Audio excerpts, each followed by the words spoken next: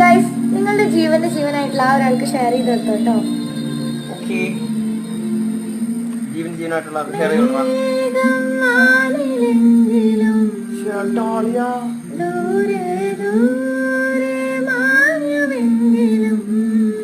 ഇപ്പോൾ എന്നെ ഓരോ പ്രാവശ്യം ഞെട്ടിച്ചോണ്ടിരിക്കും സത്യം പറഞ്ഞാൽ.